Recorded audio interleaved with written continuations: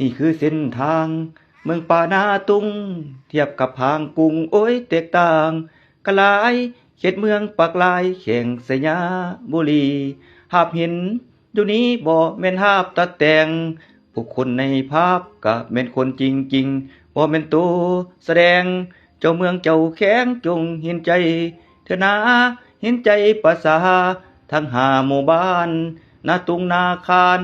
ปักตุงปักคานรวมไปถึงถิ่นทหารละเฮามุ่งห้วยงูเดินทางเมื่อใดทางดึงทางยู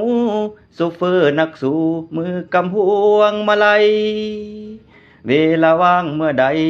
กดแชร์กดไลค์ก็เป็นกำลังใจให้พี่ให้น้องให้หมอลำขากอง